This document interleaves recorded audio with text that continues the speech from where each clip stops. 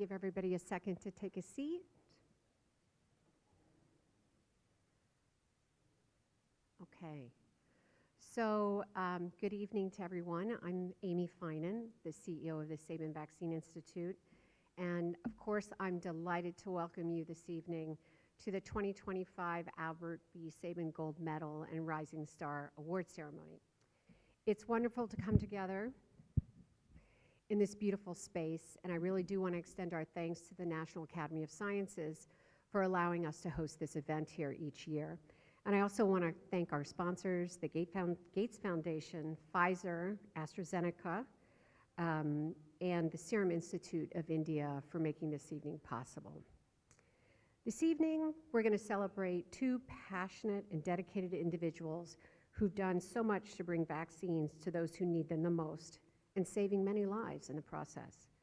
Along with our two awardees, Sabin has much to celebrate this evening in our mission to make vaccines more accessible, enable innovation, and expand immunization across the globe. Since we gathered here last year for this ceremony, Sabin has completed enrollment of a phase 2 clinical trial for our Marburg vaccine and our Sudan Ebola vaccine at sites in Uganda and Kenya. And we plan to have interim results, for those two studies later this year. We just started our first ever phase 2 US trial, this one for our Marburg vaccine, and later this summer we plan to kick off our phase 2 US trial for our Sudan vaccine. In addition to our trials, we also partnered with the government of Rwanda last fall in response to the Marburg outbreak. On September 26th, one day prior to Rwanda announcing the outbreak, we were contacted directly by the Rwandan President's office to ask if Sabin would supply our investigational vaccine. And we said yes. And then we moved at top speed.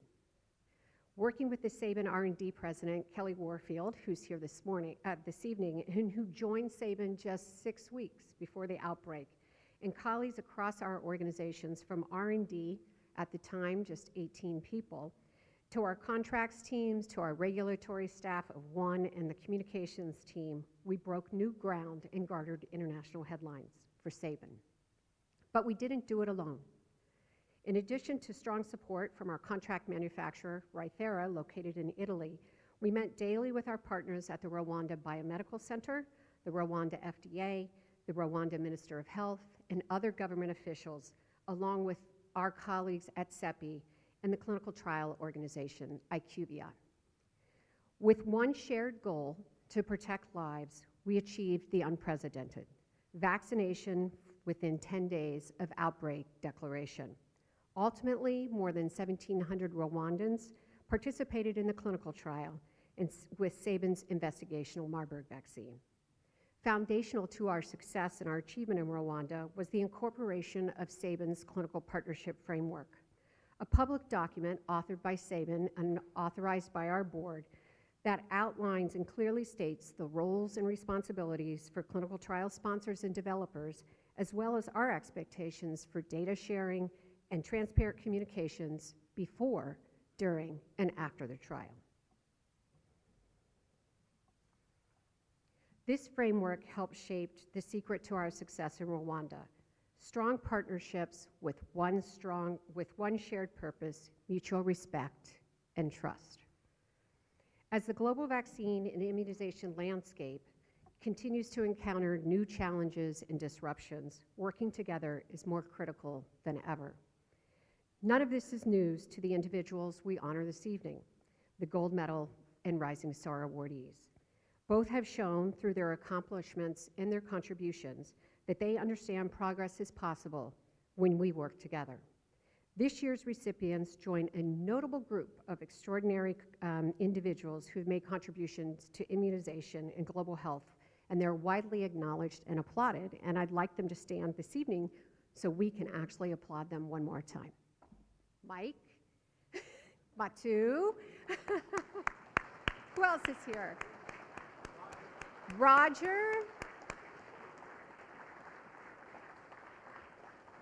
Thank you so much for your general, your contributions, and I'm delighted to say that last year I got to attend Mike Levine's big party at the University of Maryland when he retired. And then just last week, I was honored to attend Matu's. So I just want to extend my thanks to both of these gentlemen and to Roger, who were very welcoming to me when I joined Sabin about 9 years ago. So tonight's awardees are at very different places in their careers, but they both share the commitment to immunization. And our first award to be presented this evening is going to be for the 2025 Rising Star. This award honors an emerging leader in vaccinology or a related field and celebrates young professionals whose work show tremendous promise to advance immunization for the next generation. This evening, we are pleased to present and bestow this honor on Dr. Livancliff Mbianke, who has committed his career in Cameroon to expanding vaccine coverage and improving health outcomes in fragile settings, including to populations who are displaced by conflict. A dedicated physician and public health advocate, Livane's work to increase vaccine access and strengthen health systems has made a profound impact on underserved communities in Cameroon. Here to introduce Livane is Chief Gabriel Takang. Chief Gabriel, who's here with us this evening, as he's known, is a local politician and community organizer in Toronto, Canada, who also happens to be Livane's in-law. He's the executive director of Little Hands Global Foundation, an organization dedicated to improving health and well-being of disenfranchised local communities. Before the chief does his introduction, let's learn a little bit more about our Rising Star awardee with this short video.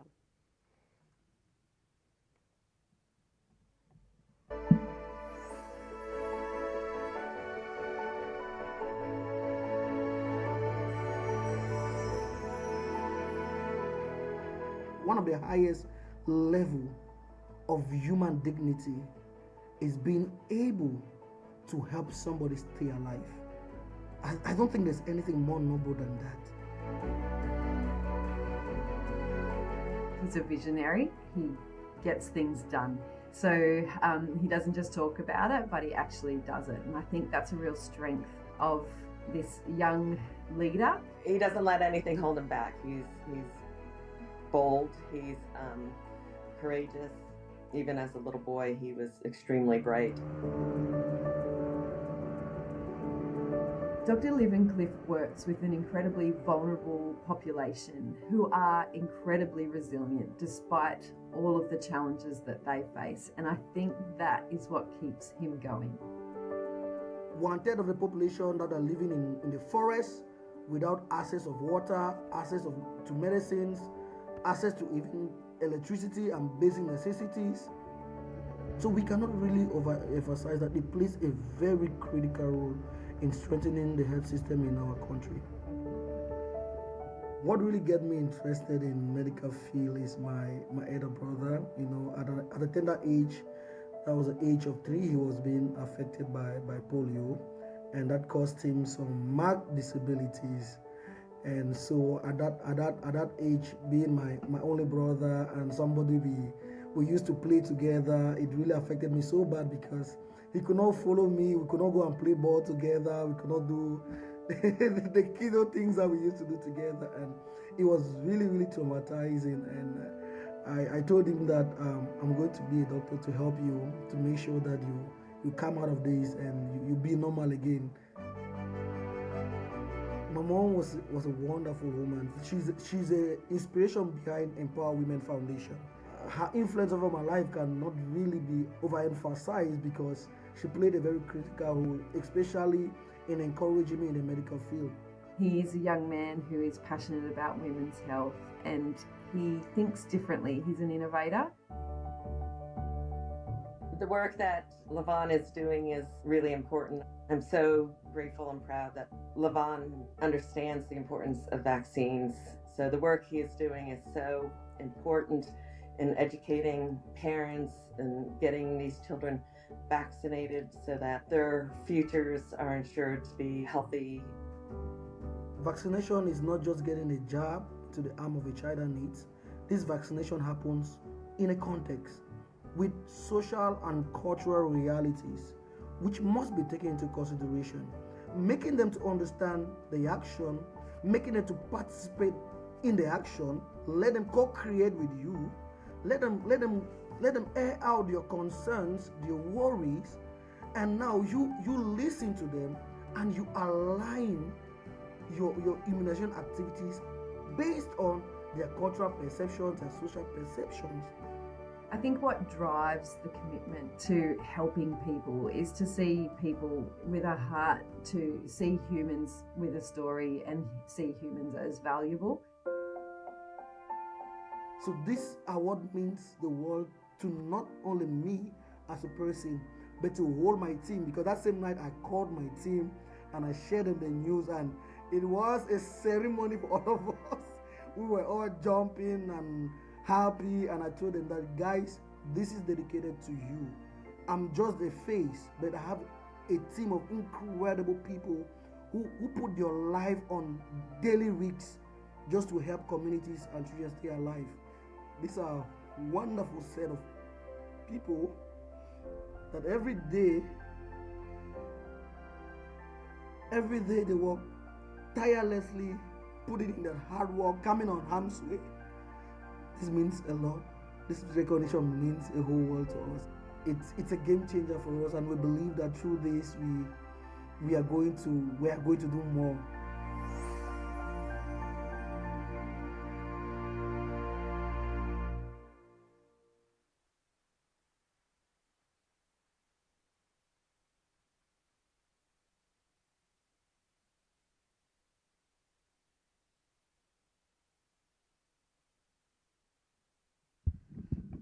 Hello, everyone. How are you doing?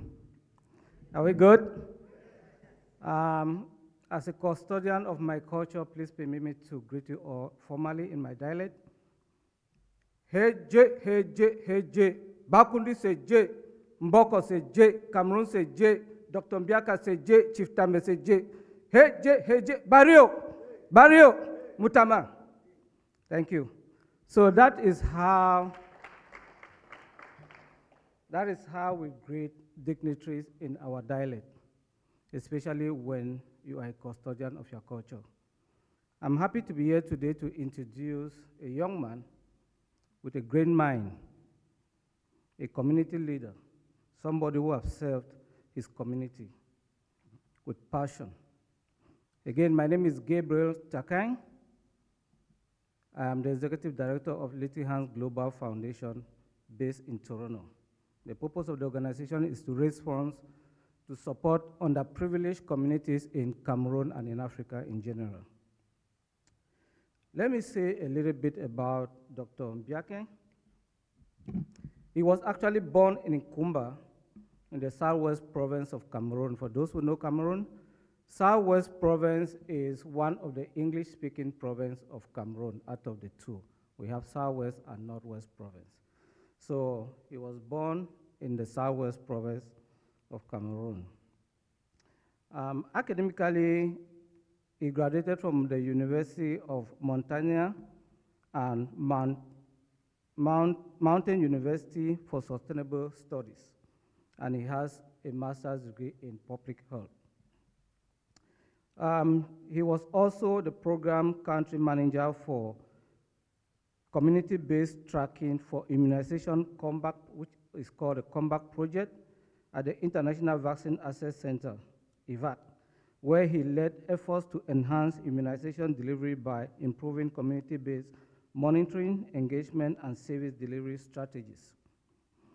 He also served as the technical advisor for the World Health Organization, the Big Catch, a global initiative to restore vaccine coverage following pandemic disruptions.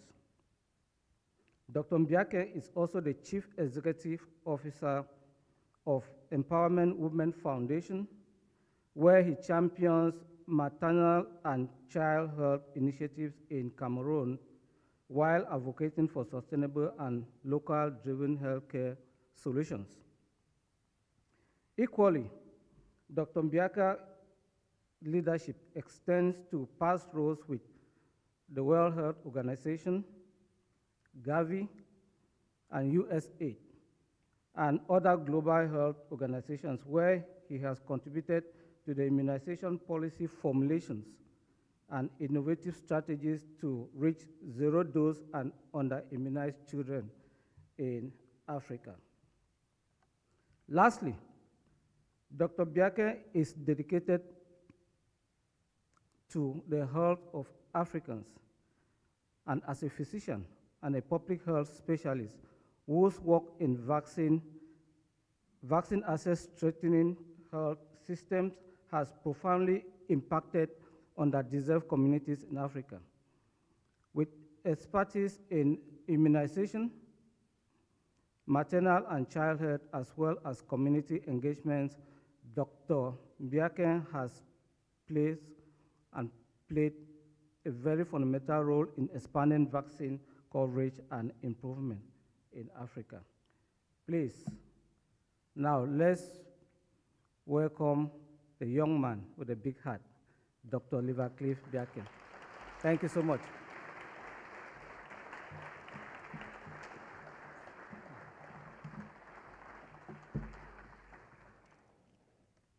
It's my honor to present you with the Rising Star Award.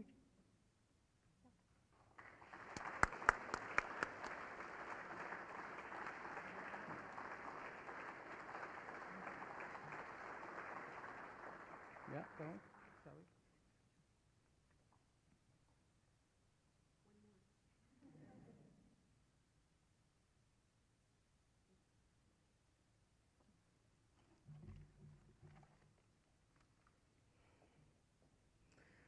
Thank you.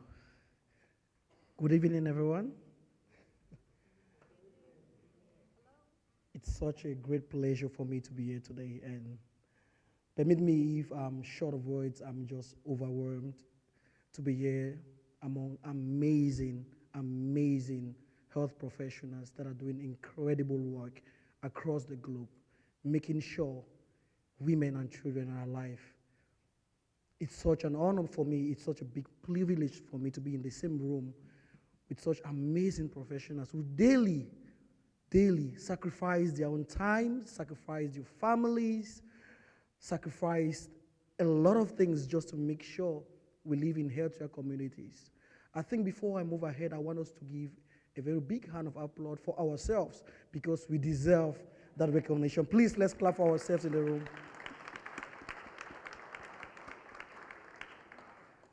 Thank you so much.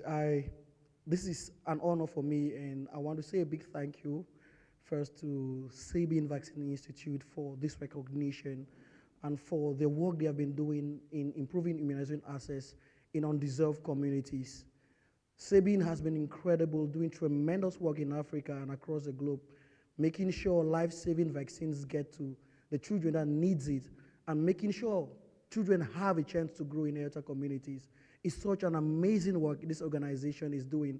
And also for your initiative to recognize those individuals that do amazing work. This is such a beautiful, beautiful initiative. Thank you so much, Sabin. Thank you incredibly. Thank you so much. Great job, great job. Great job. And I also want to say a big thank you to my family that is present here. My mom that is seated here that I grew with in Cameroon, she watched me as a child growing up. As a little boy, I think my first computer classes, she gave me little computer toys. I was just a young African growing up in that community, and they were missionaries in Cameroon. So my ever first computer class was a computer toy that I played with, and she developed that innovation spirit within me to try to think out of the box. With all the puzzle games I played with Carissa, who is seated there, and all the challenges that she gave us, the mind-blowing challenges, I think contributed to my growth as a young African child that is in a community where access to education is very difficult, where opportunities are far off, where you don't dare to dream because you think it's impossible. I think at that young age, they created within me that spirit to fight, that spirit to dare to believe, that spirit to dare to dream. Thank you so much, Mom. Much love to you. Thank you so very much. And I want to thank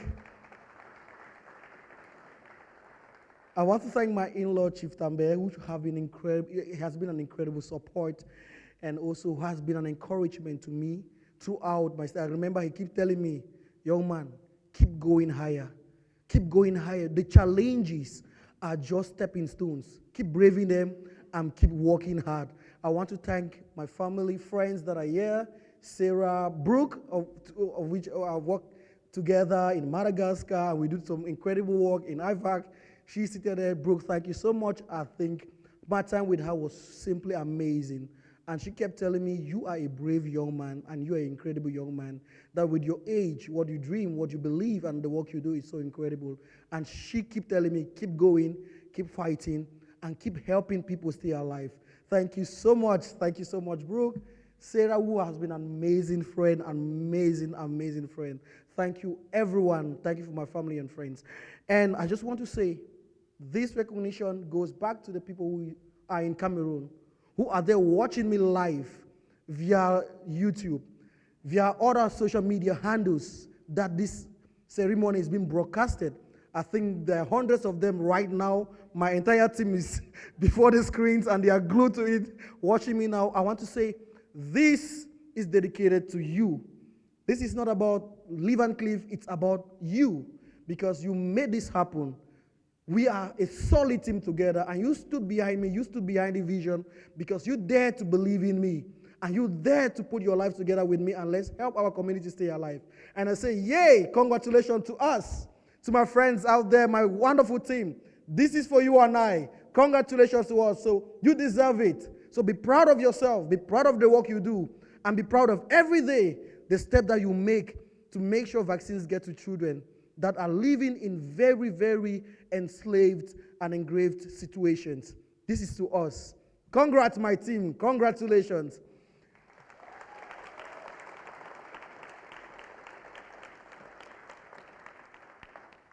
And in conclusion, the work lies ahead. We are in the times where resources are very scarce, the times where the future seems very dark, the times where I believe innovation, commitment is a gateway for us to achieve tremendous exploits in public health. We live in a time where we need to stand together as one in our own different expertise, our own different ideas. We need to come together with shared dreams, shared commitment to make sure we advance access to vaccines. And we must be aware of the realities that are within these communities. We work in communities where they live in realities, cultural beliefs, cultural perceptions, where it is not only about the health of your child, but also about how the daily life will look like. So to my fellow health professionals who are in this building, I think this is a greater call for us. This is a greater call for us to be proud of what we have achieved, and also to be more motivated to even dare to do more. It's a time for us to look at our beautiful achievements in innovation and also dare to dream and go into places we think are impossible. I say there's nothing impossible. If we together believe and we together shared commitments, we can sure do it. And this award today, it's for us to keep working together. And I believe today, I don't just see it as an award ceremony, but I see it as an opportunity for us to work together. An opportunity for us to create a community where we share ideas. A community where we help one another to reach out. And maybe in Cameroon, but together with you here, we may reach to thousands of children that are in Cameroon. That's the beauty of diversity. That's the beauty of teamwork. That's the beauty of collaboration. So I see myself here open to collaborate with everyone who is here in the public health space. And I want to say a very big, big thank you to Dr. Katherine O'Brien. I think I've been listening to her on media. We are having so many meetings together over the phone. And Mom, I think I need to say this, but you inspired me a lot. Like when I look at your work in WHO, when I read your work, your articles, you have been a big inspiration. Though I have never met you physically, so that is why I was thrilled to finally meet you in person. I'm like, oh yeah, finally I got to meet her. Thank you so much for your dedication. Thank you so much for the work you do. It's truly incredible. And I want to say thank you so much, Sabin for this recognition. I keep going, I keep pushing forward until vaccines get to the last mass child, until we get the children vaccinated, until we get to a point where VBDs are eradicated, until we get to a point where communities are strengthened, they are sustained, and communities take ownership for their health. That will be when I'll be an old man looking back at my efforts, and I'll be proud of what we are able to achieve together. Thank you so much. Enjoy the rest of your evening.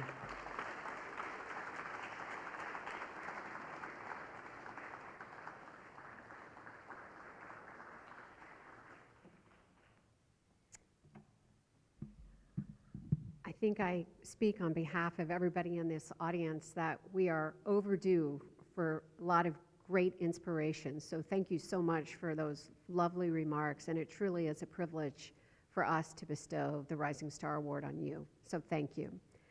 So now we honor the work of an individual who's dedicated her life to vaccine science, access, and equity, our 2025 Gold Medal recipient, Dr. Kate O'Brien. Over the course of her career that spans vaccines to vaccinations, Kate has led groundbreaking clinical trials for childhood pneumococcal vaccine to determine not only individual protection, but also population-level protection.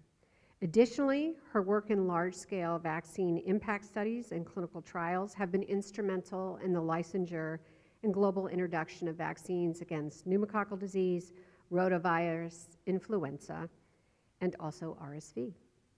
17 years ago, Kate was awarded Sabin's first and only Young Investigator Award, a precursor to our Rising Star Award. And tonight, we complete the circle by presenting her with the gold medal. It's reassuring to know that we were right all the time, all the way around about Kate.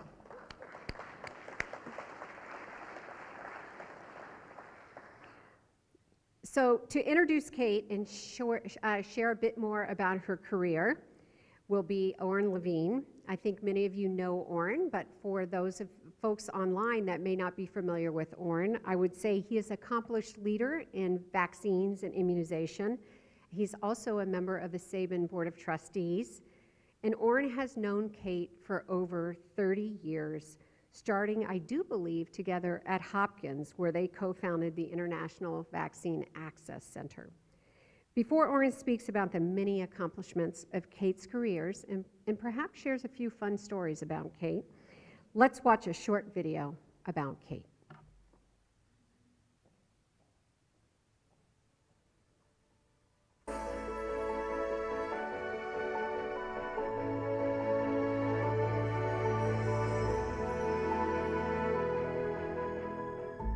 I'm so privileged to be able to work on the science of vaccines, to work on bringing them through product development, doing those clinical trials, and then also having in the same career and see the actual impact of those vaccines and saving lives and what it means for families. I think there are not too many fields and not too many people who get to see something in their career move through all of these steps and actually do something to save lives. There are so many people who she has touched throughout her career, through her work. There's so many different communities geographically and otherwise who she's worked with. The first job I had after I finished my training as a pediatrician was a job in Port-au-Prince, Haiti. I worked on a pediatric ward. The kids that I saw on that ward were losing their lives because of diseases that were vaccine preventable in the United States, in Canada, in Europe. That meant that vaccines that are life-saving were getting into high-income countries long before they were used in low-income countries. So that's been sort of the theme that has really propelled my interest over the course of my career. She has a very strong moral compass, because every fiber in her body really is all about equity and social justice. I think that her ability to mix and be concerned and to be able to listen to an absolute diverse range of populations around the world is quite astonishing. I had the incredible privilege to join the Center for American Indian Health and take leadership on some pretty big clinical trials that were trying to show whether or not these new vaccines that had not yet been licensed could in fact prevent pneumococcal disease. And that was really the starting point of my career in pneumococcal disease prevention and vaccines in particular. Kate has been a huge advocate of making sure that pneumococcal conjugate vaccines are affordable, can get to where they're most needed, are widely deployed, and used in the most appropriate way. I've learned so much that when you trust the community, when you trust the leaders of a community, things do work out. Her single-minded focus on having a beneficial impact on the lives of others is a very important and essential quality that I hope that as many people as possible can observe and be made aware of. I feel so strongly that children have a right to their health.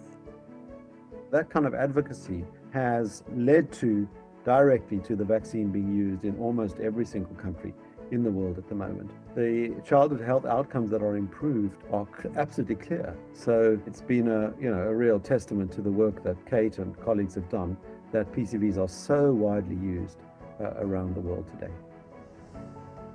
Matu Santosham has been my primary mentor. It's a piece of advice that Matu has given to me many times when the road was bumpy. And that is that if you stick with what is true, if you stick with evidence, if you stick with the science, if you stick with having the best quality work that you can do and doing the right thing, it will work out. I am so admiring of her, and I think I've spent the majority of my life trying to find little ways in which I can emulate her and bring that level of dedication and passion and also joy to the things that I choose to do. I've never ever met a mother who doesn't love their child as much as I love my kids, and just appreciating the concern and fear of things that could take your child away that are completely preventable is a really, really touching experience, a human-to-human experience. And that's why it gets me up every morning to do that, because there is a child, an adolescent, a mother, a family on the other end of the work that we do.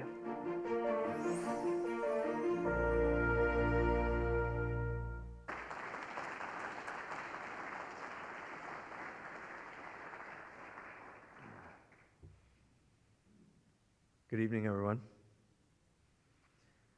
Got to get some eyes. I'm really, really delighted to be here tonight with you to recognize and celebrate a truly extraordinary leader, a valued colleague, and a very dear friend, Dr. Kate O'Brien, as she receives this gold medal for her lifetime contributions. She is, without question, a deserving honoree of a medal that recognizes a lifetime of achievements in immunization and vaccines. Her work, as you've seen and heard, has advanced immunization through rigorous science and evidence-based policy. But equally importantly, I think, she's deserving of this honor because of the impact she's had in the field through the people that she has worked with, mentored, and partnered with.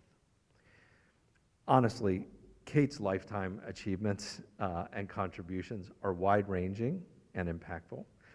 They span from clinical care as a pediatrician to a shoe leather investigator of outbreaks, to an evidence-driven policymaker, to a trusted voice of reason in the midst of complex debates. I would struggle to go through them all, and so I've chosen instead to offer a quick greatest hits album. I'm going to give you a rundown of some of the chart toppers that you probably already know the words to, and maybe mix in a deep track or two for those of you who are unfamiliar with equally great but lesser known accomplishments. Her platinum album is no doubt her work on pneumococcal conjugate vaccines. Kate's research helped define both the direct and indirect effects of the vaccines. when people were wondering and even reluctant to embrace the pneumococcal conjugate vaccines because they questioned whether we would use the vaccines against some serotypes and others would follow and replace it, Kate was determined. She put together a multi-year concerted effort to, from soup to nuts, answer those questions. And in the end, she did. With rigorous science, her research shaped global immunization policy by illustrating how serotype replacement will occur, will impact, but never erase the impact of the vaccines. And she demonstrated how different schedules can optimize the benefits and reduce the negative consequences of those vaccines. Now that work is not just her top-selling album, it was also the defining duet of her professional career. In this research, she developed a lifelong connection with Professor Matthew Santosham, himself a former Sabin Gold Medal winner, and at the same time began to develop a lifelong appreciation for the Navajo and White Mountain Apache populations and people of the Southwest with whom she conducted much of this research. The story of that duet deserves its own full telling. And for those of you who don't know him, Matthew takes requests. So after this, if you want some stories about Kate, I encourage you to reach out to Matthew. I'd also encourage you to ask him about apple pie and where to find the best apple pie in the Southwest. He can help you with that. As for the deep tracks, did you know that as an EIS officer, Kate went to Haiti to investigate an outbreak of acute kidney failure in kids? Yep. Kate led a rapid case control study that traced the cause of the kidney failure to locally manufactured batches of acetaminophen syrup, Tylenol-like syrup, that had been contaminated with diethylene glycol. Diethylene glycol is a solvent frequently found in antifreeze, the coolant you put in your car. It's not supposed to be in the syrup that you give to babies. Within 6 days, her case control study identified the source. Her findings led to a nationwide recall, and the cases and deaths dried up almost immediately. I think Kate's contributions are the kind of example that we need for the moment that we're in. They demonstrate that science-driven public health protects people and improves lives. But awards like this are not just about resumes and citations. They're about the kind of people who impact the people around them. So, as remarkable as Kate's professional career is, and it is remarkable, there's a fuller portrait of Kate that needs painting, one that celebrates her impact on people, not just policies and programs. As a great American poet and author, Maya Angelou once said, "I've learned that people will forget what you said, they'll forget what you did, but people will never forget how you made them feel." So to paint this fuller picture of Kate, I asked a range of people from across Kate's professional career to describe what does it feel like working with Kate, what makes Kate special as a leader, what kinds of values does Kate bring to work. They describe working with Kate as inspiring, motivating, and fun, and one called it the privilege of a lifetime. They consistently remark on how she brings calm to chaos, clarity to complexity, and how she always seems to be present when she's with them, no matter how busy she is, and she's very busy. They describe her as brilliant, caring, magnificent, tireless, and when asked for just one word, one of them said, superwoman. When asked what sets Kate apart as a leader, they said, simply, Kate leads with love. They spoke of how she sets high expectations, but none higher than for herself, and how she creates a deep sense of purpose. Always principled, often understated, and occasionally sporting a bedazzled jean jacket. Some laughs here from maybe some people who've seen that. Kate has an extraordinary ability to make you feel like what you're working on matters, that it matters to the field, that it matters to her, and that you matter to her. And that is a really remarkable and special superpower. I feel particularly fortunate because for 30 years, I've known and worked with Kate.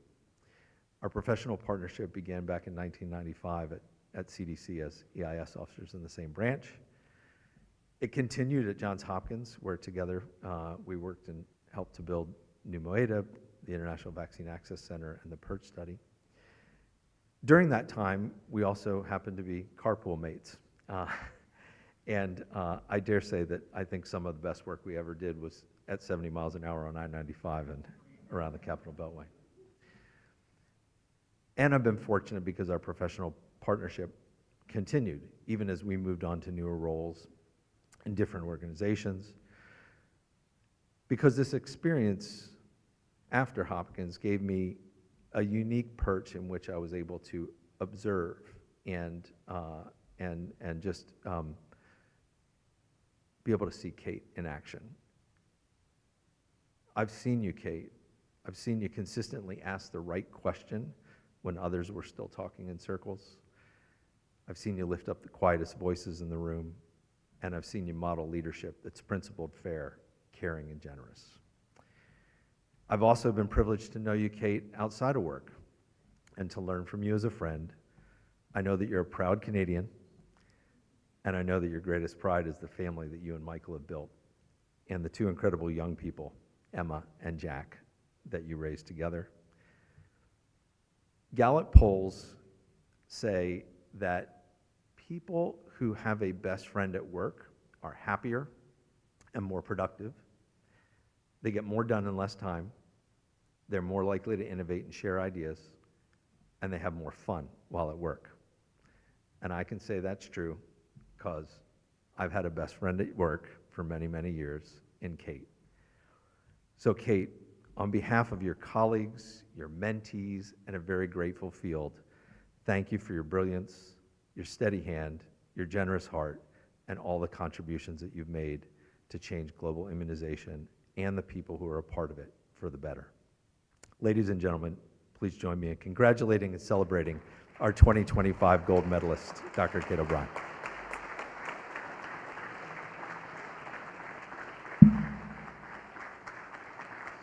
So proud of you. You're the best.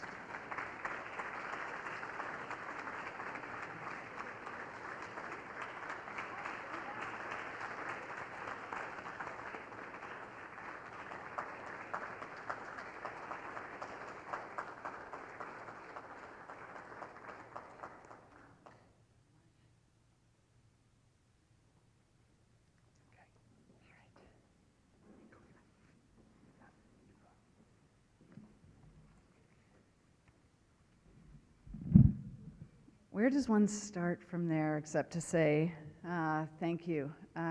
It's quite hard to find the words to express the gratitude I have for many things. And as I thought about having to get up here, the word gratitude was the theme that just kept coming back to me as I carefully thought about what I wanted to say in this quite remarkable gift that you've given me, Sabin Institute, for the appreciation of the privilege I've had to do the work that I've been able to do. And so I really wanted to talk about gratitude. I have had, as many in this room have had, the privilege and the blessing of a vaccine career that just happened to take place. I happened to be of an age when my career took place during an amazing explosion of investments in science that showed dividends that were incredible. Technologies that took us from 7 diseases that were vaccine preventable to over 30 diseases that are now vaccine preventable, and an era also of unprecedented global peace and global prosperity. that brought along with it a set of values that placed humanity in a very prominent position in many institutions, and a belief in multilateralism. And so it's first and foremost just the serendipity of having had my career during a moment in social history, in human history, that made all of that possible.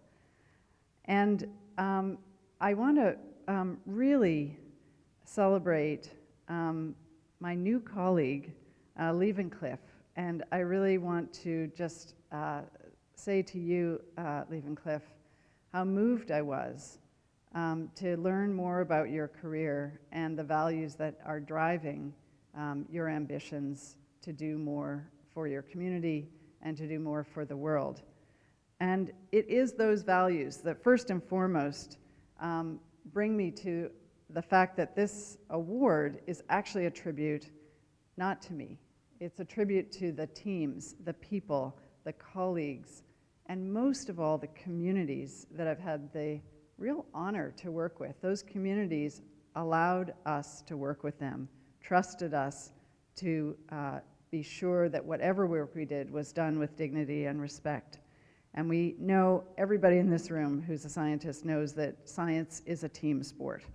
I have to say I'm just kind of overwhelmed by having in this room, my first PhD student is here, who's now a leader. My second PhD student is also here, also a leader. My mentors, Mathieu, first among those, and other mentors who have guided my career. And most of all, I do want to acknowledge the communities. These are all people who deeply lived and understood that public health is the art of deciding who dies and when, and in what degree of pain or comfort. That's what public health is about. And so for this reason, Mathieu, I want to say something special in particular to you who have really led my career over 40 years. Mathieu is a person who's been a mentor to many, many people, and each one of us feels that we are special to him. And he taught me, first and foremost, the importance of optimism in overcoming failure.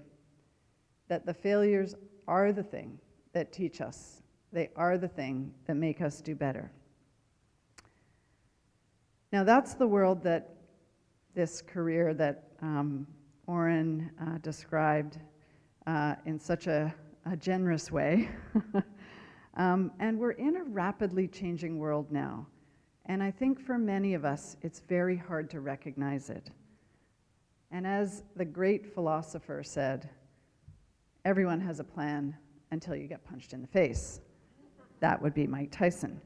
And I think we find ourselves a little bit in a moment right now of feeling punched in the face. A surreal moment where we are trying to work out how the triumph of science that is vaccines, that has saved over 150 million lives just in the past 50 years alone, how it is that we find ourselves in a moment where in numerous places around the world, we have to defend this very gift that science has given us, and at some points in time, feel as if this narrative and these successes are under siege in some way. So I really want to invite all of us to speak out, to not be silent, to recognize that truth matters, that evidence matters, and to continue to believe that the opposite of poverty is not wealth.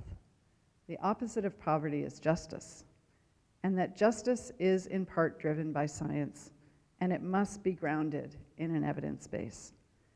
And to you, Oren, who has indeed been my partner in crime and my partner on the highway, the thing that I have taken to heart from the very earliest days when we worked together was the idea of evidence-based courage. And that this is courage to act, it's courage to decide, It's courage to challenge what you think is not right or you think is not true, and to call balls and strikes on the evidence, because evidence is not certainty. And so it's with that brave humility that we should continue to drive the field forward and to speak on behalf of the communities that we all live in and the communities we work with for that impact. So the additional point of gratitude and appreciation is the biggest one of all, and that is the courage that my husband Michael gives me every day, and my kids give me that sense of a life that is a life lived of authenticity and pure honesty that each of them live as young adults now. And Michael has been the person who has, when we got married, we wrote our own wedding vows, as was, I think, kind of the fashion at that time. And one of them was, I won't tell you what all four were, but one of them was adventuresomeness. And he has been the person who has brought that confidence of adventure, the confidence of wisdom and patience, and a passion for integrity. But I don't want to paint this as if the career of a woman like me is a simple career path. Tina Brown said that a woman's wisdom comes in part from the great juggle of her life. And I want to acknowledge especially to the women who are here and perhaps women who are listening online that I have not been the perfect mother, for sure. I have not been a perfect wife, and I have definitely not been a perfect woman. And it is this juggle that we all live and somehow have to make sense of it each day that we wake up and work out what we'll focus on that day. But what I can attest to is that it does work out, and it's a real life, and it's okay for it to be a real life. So I want to just wrap up by really acknowledging Albert Sabin. It's why we're here. Albert Sabin is a giant in the vaccine world and in the public health world. And I think I'm not the only gold medal awardee who has probably used his quote, because it is so meaningful that a scientist who's also a human being, and as far as I know, all scientists are also human beings, but a scientist who is also a human being cannot rest while knowledge which might be used to reduce suffering rests on the shelf. And we all know that the truth is that the beating heart of life-saving impact of vaccines is in fact not the vaccines, because no vaccine actually saves any lives. It's only vaccinations that save lives. And vaccinations only happen, they only happen if the confidence the public has in nurses, in doctors, in community health workers, in public health, in governments, and the processes that underpin that.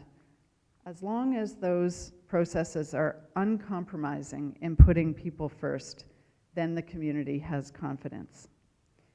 So I want to, I was recently listening to a fabulous documentary of a remarkable Canadian, Leonard Cohen. And he said something at the end of his documentary around the very famous song, Hallelujah, that I couldn't get it out of my head.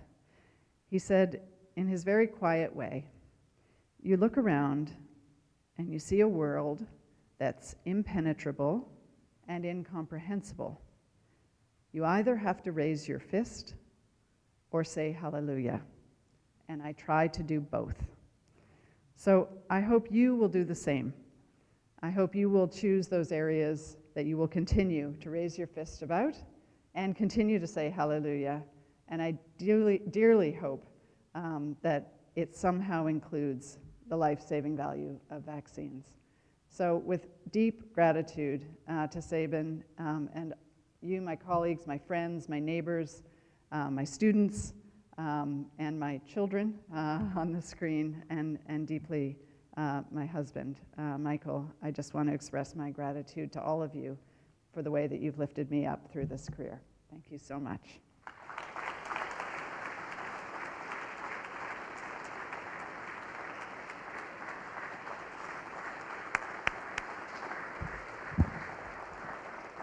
Thank you, Kate. I think we can all say hallelujah to that. So thank you very much. So that concludes the ceremony. So as we usually do, we invite all of the attendees and guests to return to the hall that we were in prior. Nice desserts will be served, coffee, and the bar is also open. And you will have an opportunity to congratulate our two awardees. I would ask for the Sabin Board of Trustees and the past gold medal winners that are here to please stay in this room. We have to get some photos. So thank you very much, and I'll see you in there in a few minutes. Thanks.